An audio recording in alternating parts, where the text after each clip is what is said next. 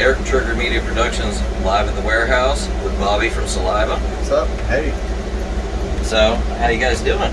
We're good, man. We are 4 days into this tour. It's the fourth show with Otherwise and Night Planet supporting, and all three shows have been great. The first two were a little weird, just trying to work the kinks out. But I think last night was good. Just ready for, about another 15 shows left in this one. See what happens. No, dude, I'm really excited. Yeah. Really excited about what you guys are doing. First thing I'm probably going to ask is on the 10 Lives album, the song Close to the Edge, the verse, bang, bang, hear the shotgun blast. When my demons come out, they come out fast. Blood, blood, the weapon, my curse. With my body 6 feet in the dirt. What is the blood, blood? What was that to you? I mean, because with music, and I'm going to leave you alone in a second, I just want to get the point that music can mean 5 people can hear a song. The fifth person, the artist, means something to him, but it can mean something different to everybody else's interpretation. So, I would say that song in particular was due to my alcoholism and what I was going through at the time, which I was still drinking a lot and stuff. And, I've been sober almost 3.5 years now. I was going to say, yeah, I've seen that. Yeah, I was going to. So it's like when people are like, we haven't put out new music in 4 years, basically. That was the last record that we put out. I was still kind of going through stuff and finding, trying to, to kick the whole thing. But I would say that song reflects that. Bang, bang, and shotgun blast when my demons come out and it comes fast. Almost like I'm using like metaphors. And then blood, blood, it's like alcohol in the blood, like weapon, my curse. That's, because I've heard that song over and over and over, and I'm like, the blood, blood. I mean, that's something cryptic that I'm not getting? No, it absolutely makes sense. Yeah. Absolutely. And then you guys, in the beginning of April, was it the 1st of April, you released Revelation Man? Yes. So we put that out for the fans, and just like, we wanted to let people know, hey, here we are. We made a video and stuff, and had fun doing all that, but we already knew that this was just, going to be just social media, internet only release for streaming and all that. Just we had to put out a lot of music, lately, and then we needed to do something to let people know that we had a record coming. But now we're on to the new single that we actually are at radio with right now, which we're spending money at radio and trying to break that. Well, I was going to say, first of all, that song felt like it was personal. Revelation Man, yes. It was one of those that felt like it was a personal thing. Right, and so that song in particular is about, going way down low, hitting rock bottom, to finding yourself again and overcoming, all the things that you went through, and I went through therapy and stuff too, just to kind of figure out, because I quit cold turkey, and a lot of people, it's hard for them, when you try to quit something cold turkey that you've been doing for so long, 20 years or whatever, 20-something years. Yeah, about like somebody quitting smoking cigarettes after 20 years. It's like, I'm just going to throw them down and walk away. It's a tough battle. Yeah, and so sometimes you need that guidance or something to help you through it. And going to therapy, I thought, helped me a lot, just to find myself too, and understand that there are just more important things in life than that. So you can't have yourself, what good are you for everybody else? Right. And then you guys released a second track, which is the title track off of the album on Friday. Oh, so no, the title of the record, we're still kind of in between that. But Crows is the new single, yes. Okay, well, the way it looks online, looks like that's going to be the album cover. Right, yeah. Someone said that too, but that was like the single art, like we did like a single art cover for it, and it... Sorry, anyways. Yeah, we did the single art. Is there a pause button? But yeah, so Crows is a song that during the pandemic, we wrote a whole bunch of stuff. I was writing a lot. I had a whole solo record. We had a Saliva record. We had a covers record. We had all this other stuff that we were doing. And Crows was just one of those songs that, I'm upstairs at my house and I got my studio room up there. And, I'm sitting down. It's funny if you saw me I got my computer and I'm literally sitting down, probably looking like this in shorts, whatever, just singing through an SM7, mic, and just singing there, and I'm tracking myself. I'm tracking myself, and I'm like trying to feel it, trying to get in the zone. And sometimes you're in the zone, and sometimes you're not, man. It's not like, you can't. The feeling has to be real. It has to come, you know what I mean. Otherwise, people they know. So you can't force it. No, you it's can't. Kind of like crap, you know. And Crows was one of those songs that I knew it had to be just right. I had to be in the right mindset to track that song, and the takes I think turned out really, really cool. And that one's about basically a broken relationship that you try to fix the person, you cannot fix the person. Now I think we've all, by our age now, I think we've all tried to fix somebody else's problems and realize it doesn't work. It's like somebody running from themselves, And a lot of that had to do, I think, with my insecurities with alcoholism and stuff as well at a time. But moving past that, I feel like lyrically I can write about overcoming and all that stuff. I think that's something for fans. That's like a really big thing because you can open up about it. Because there's a lot of people that struggle with that. There's people that can't come to a place like this and go, "This is where I'm at. This is where I stop." Right. You know what I mean? Right. So that's a really big thing. What is the craziest venue you've ever played at? One that sticks in your mind that you have a memory that you're probably never going to forget?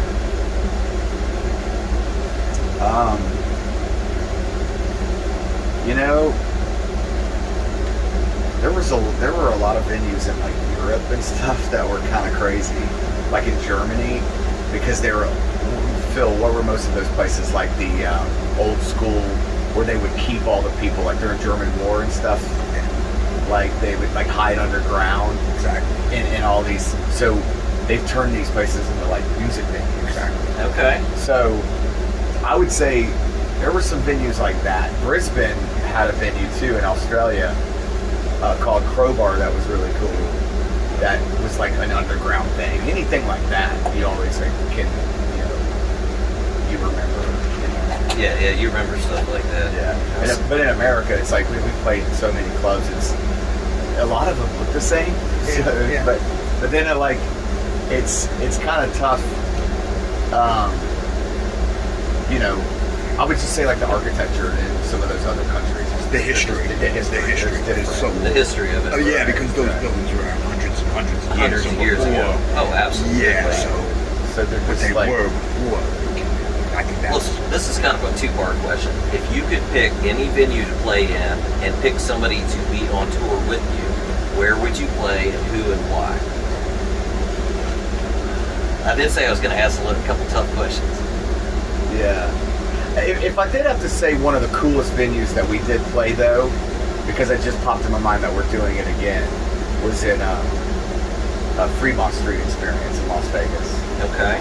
Which was incredible because, the stage is and then you just see everything right there. It's just all lit up right in old Vegas on Fremont Street. Just and then it's 10,000 people. It's crazy, man. Kind of almost like Times Square, but it's the Vegas. Yeah, that's vibe. what it looks like. Yeah, Vegas vibe. So that was very cool. But if I had to add who do I want to play with, man, that's I know it's kind of tough. It's kind of on the spot, but I don't want to know the real, the real Bobby, the guy that's got the mic in front of him. Yeah, now. I like so much hard rock. I mean, if we're just talking overall, of all time, most of the bands that I really like are dead or not around. But I'd say it could be living or dead. Yeah.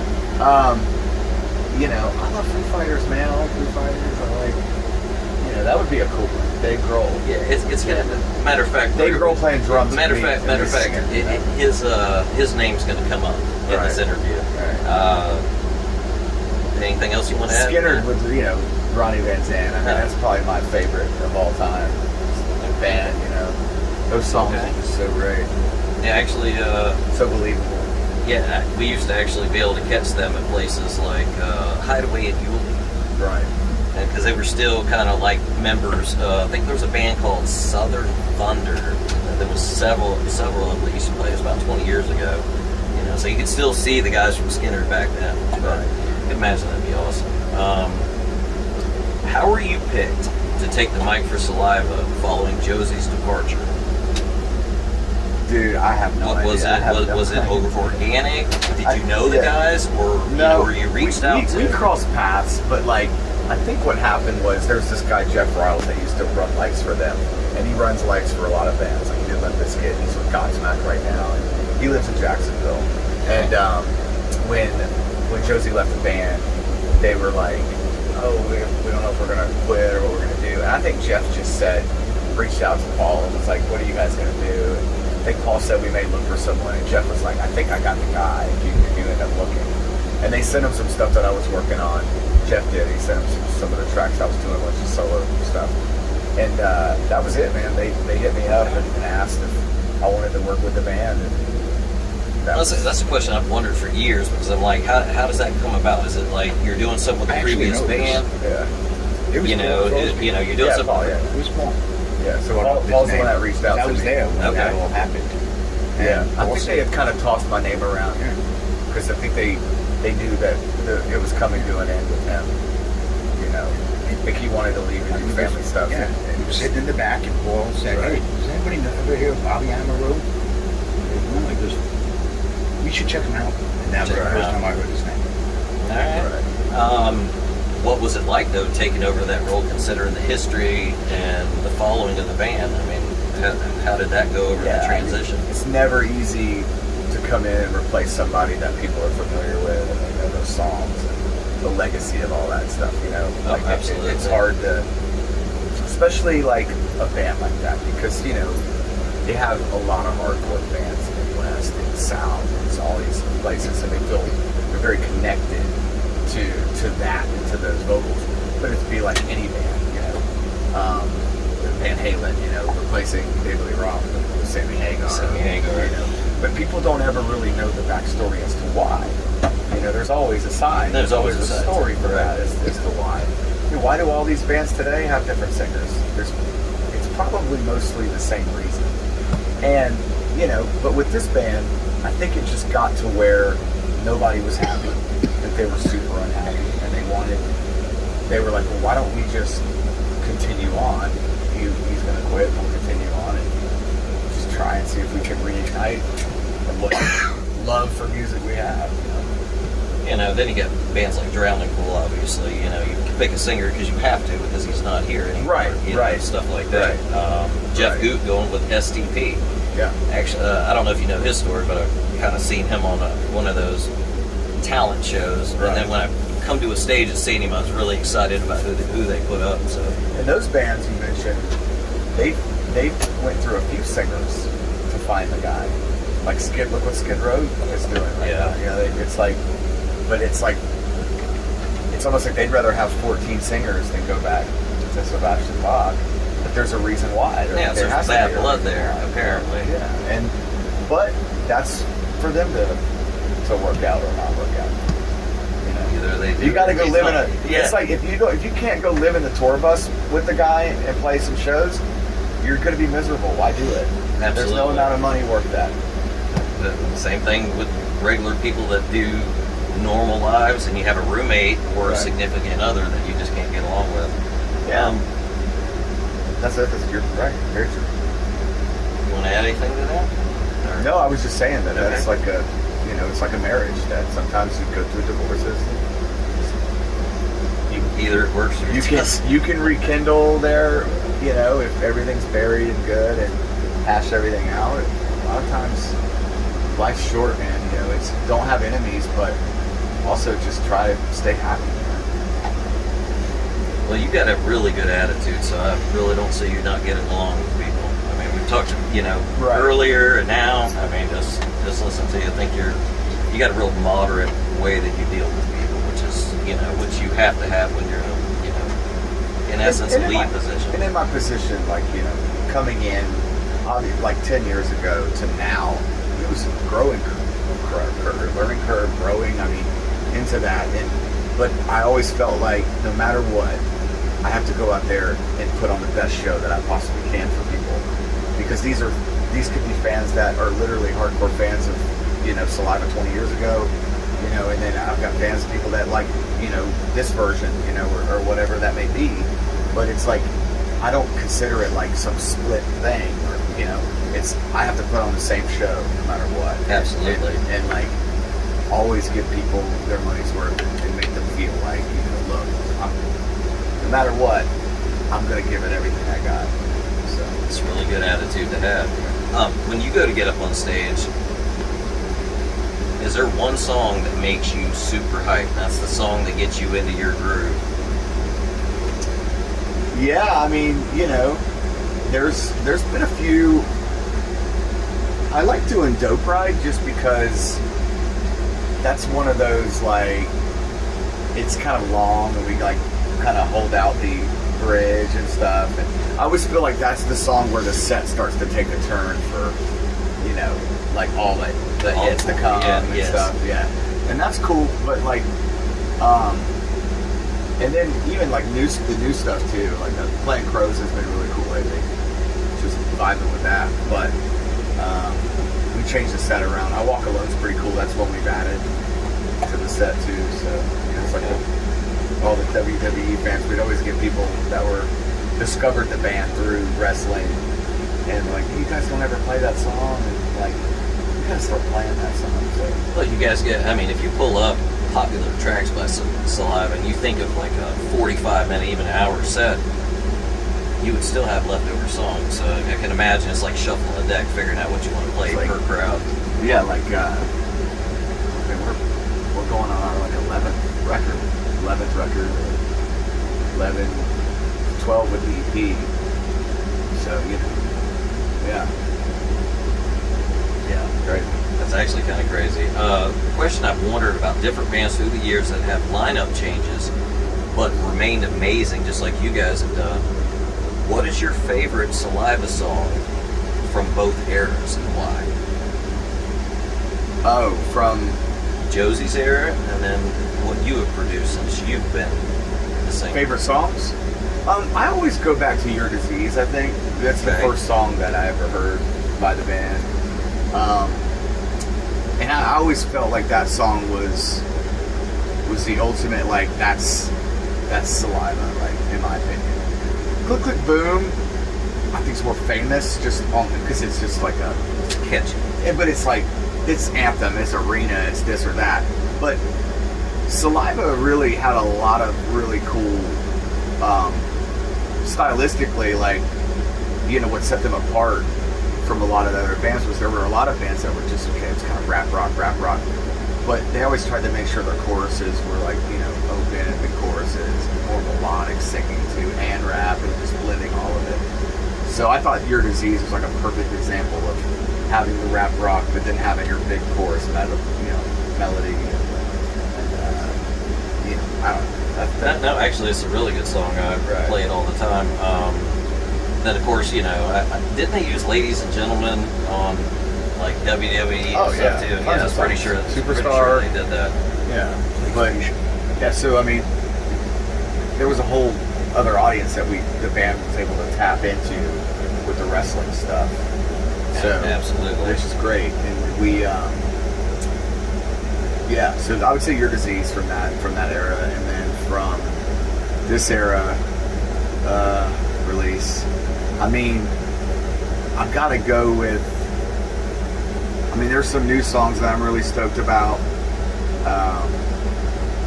but then there's, it's tough, man, because is it something from the 10 Lives record or Love, Lies, and Therapy record? There's one, probably like Loneliest No, only because it's one of those songs that I wrote like 20 years ago. And then I showed it to Wayne when we were making that record, and he was like, dude, that's gotta go on the fucking record. Like, release that first. You know what I mean? And like, it was one of those tunes that I was like, okay, well. No, still got to be kind of badass when you write something 20 years before, and then you throw it out, and it's like, oh, yeah, I wrote this song. Gotta go. I wrote the song when I was like 18, so it was. Well, that's funny that you say that, because the next question, we're actually getting ready to go back to that era.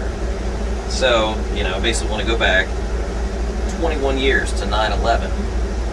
I read a little bit about something you put out, but I'd like to hear the story of what happened on 9/11 with you. Where I was at? Yeah, where you were at. I was at Danny Wimmer's apartment in California, Studio City, California.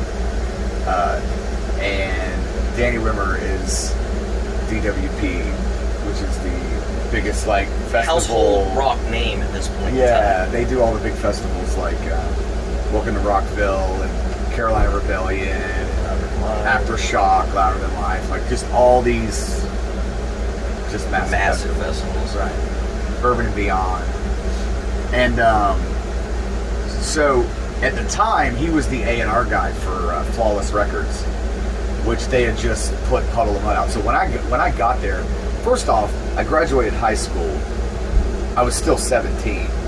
Graduated in June, early June, and I was in LA in August. So we're out there trying to get developed. Puddle of Mud record just came out, and they were like broke the record for all time debut rock record for the first week sales. It sold like 130,000 records in 1 week or whatever. It was like no debut rock band that had ever done that. Right. So, but they had so much hype on them, and everything Fred was touching at the time was turning to gold. Well, Danny being from Jacksonville, Fred had he brought a lot of people from Jacksonville to like work, and do all these other things and all these businesses that he had. And Flawless Records was one of those. He wanted Danny to run it, so Danny was like the head of the label. And I was living with Danny, me and the other guy, and 9/11, he kicked the door open and said, "Wake up, fuckers, we're being attacked." And it was like 7:30 a.m. or something. And we were 3 hours behind New York. It's 10:30. But I think that like his wife had been blowing his phone up, and he wasn't answering because we were sleeping, whatever. It was still kind of early. But when he came in, then I went out, looked at the TV, and you're just like, wow, just like real. I mean, it looked like it was like a movie or something. It's crazy. Yeah, it didn't seem real. Yeah, I woke up in the hotel that morning. This shit got weird, like in LA, like because people were like, so many conspiracies, and all these people were like, "Oh, dude, LA's next. We're getting bombed." So like all these celebrities started like leaving and going to like Arizona and like all these other places and shit. It was crazy. It was nuts, man. Yeah, that's cool. I actually wanted to hear your real story about that. Yeah, because that's really cool. Especially with Danny Wimmer way back then. That's really before everything really got. Yeah, but I would go to the Interscope building with him and stuff, and would be like, he'd be like, "Hey, what do you think of this?" Like, he'd let me hear something that, seeing if I liked it. I'd be like, "Yeah, man, it's all right," or whatever. And the next thing you know, it turns into this band that ends up, I won't mention names, but it's like ends up becoming a band that's like a fucking big band. You're like, damn.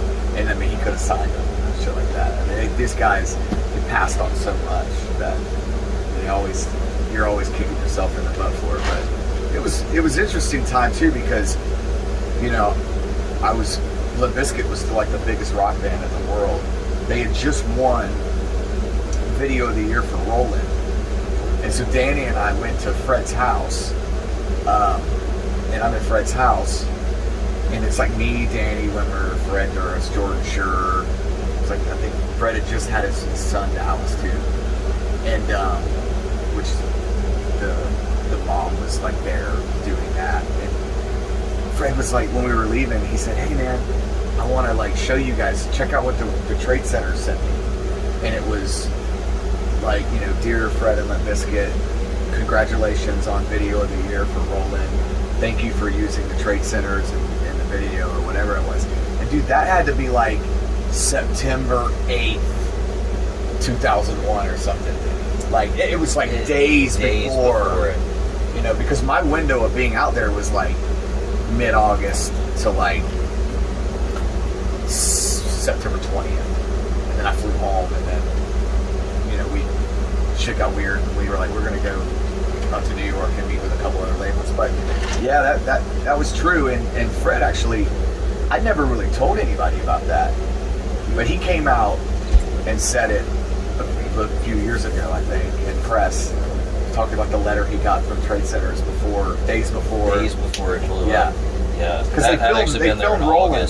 They filmed Roland. It blew me away when it happened. Yeah, Roland was filmed on top of it. If you didn't know, that's what I was saying. The video. That's why they set the. Thanks for using the Trade Centers, because all the band shots were filmed on top of the buildings. I was gonna say, yeah. You know what? You're right. I didn't even really think about that as many times as I've watched through it. That's exactly where it was at. Yeah, dude. So when you go see it now, crazy. you'll be like, "That's the Trade Centers." Yeah. That is actually crazy. Well, you started with a band called Burn Season as a drummer. Right. To me, it seems like such a major role change to go from drumming to picking up the mic, being the helm of the band. First person that comes to mind is Dave Grohl. Right. And then behind Phil him, Collins. There's a ton. Phil Collins, and then Johnny Hanley. Johnny Hawkins is another one. When they switched over, that's kind of when their thing actually took off. So, how's the transition like that? So for me with that band, I was writing music and playing drums, and there was a lot involved. Like when we made our record and stuff, I was tossing between playing drums or playing guitar, and but we had a singer, and when the whole deal fell through with Elektra Records, they were going through they changed. The president got demoted. They brought in a new VP. It just the worst timing that could ever happen to your project. Right. Because then the new people come in and they wanted we don't care about that stuff. We want to sign new stuff. So, I would say that happening, and then I just got into doing writing my own songs and singing. And I don't think that I felt ready to be a singer, but whoever is, Dave Grohl probably said the same thing. He was a drummer. If Nirvana had still been around, he'd probably just still be in Nirvana. When would he have actually done Foo Fighters? He may have, but I think he just was the same way I felt of, I'm going to just write these songs and record them and just see what people think. And so that's what I started doing. And then I was writing songs. But that project that I was doing was it was really cool because it got me in front of a lot of labels. I had some labels that were dude, I was literally about to sign, a deal and stuff on this. And, but I was super just jaded by being dropped by another label and knowing that process, where I was like, you know what, I'm going to really think this out, and hire a lawyer and go all through all that stuff. The project that I was doing was a lot more, it was rock, but it was kind of more of an alternative vibe too. It was Oasis, a heavier Oasis. Okay. And I think that's what people really liked about it, because I was influencing piano stuff that was Beatles shit, dude. Really, really cool. What year was that? That was 2006. 2007, yeah. Amaru was the project that I was doing. Yeah. And a lot of people still to this day have not heard those songs. I still have those songs unheard. They on Spotify, so people can take a look at them? No. I never released YouTube? them. Oh, so you never released them at all? I've got 200 songs in the vault that nobody's heard. Just waiting for the time to release them. Okay. Yeah. So, but those were some really cool songs. I like, that's where The Loneliest Snow was from. That kind of batch of stuff. Where, that was on the Love Lies and Therapy record. So, one of those songs I wrote years ago. One of those ones you wrote when you're 18, and all of a sudden, you're in your 30s, and boom, you got it on a record. So, has there ever been a band that you saw opening that blew you away so much that you're like, they're going to become famous, and then did? Oh, they're going to become famous and they didn't? They did. Oh, they did. Oh, yeah, there's a few of those. I'll tell you. Papa Roach, I saw at 618, which was... Yep, the Paradome, right. Back in the day. Right. Yep. And I remember local band Order by Chaos played, and I was in high school. I was probably a junior in high school. We'll probably have to say the famous saying for the people that don't know. Duval, yeah, right. Jackson. So, and I remember going there, you know, I would go to shows. I saw Stain there. I saw Cold. I saw a bunch of bands there early on, you know. Stain, I'm talking first Stain record.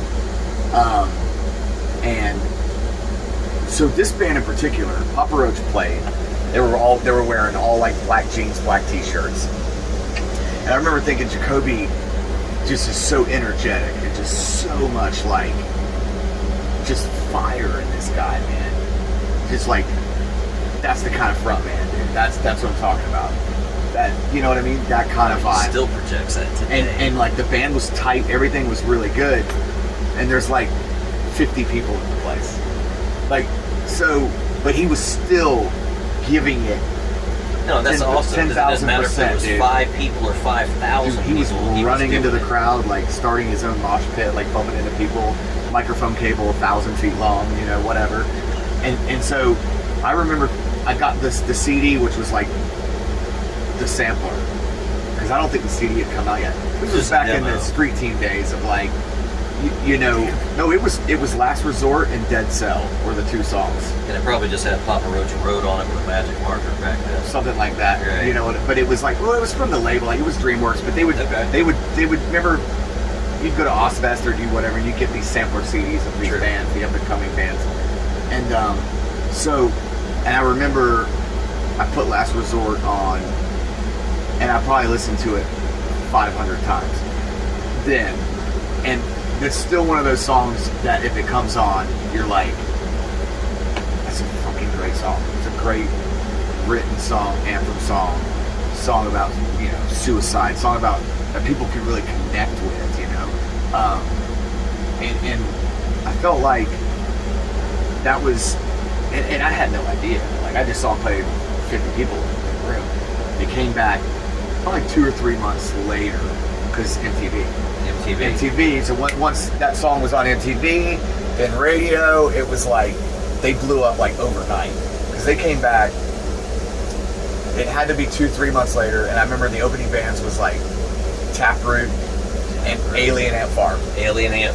That's and it was like Plush in Jacksonville sold out, like 2,000 people sold out. So 50 people, a few months later, 2,000. That's the power of radio and MTV. Absolutely. And nowadays it's Sirius Octane and Jose Mangin. New track by Saliva. Oh yeah, thank you. Needs to be on Octane, please. Thank Jose. you. No, they premiered it. Yeah, they already did. They did go ahead and do it. I have not been on, but I was just hoping that they were premiering it. Yeah, so I'm thinking Octane.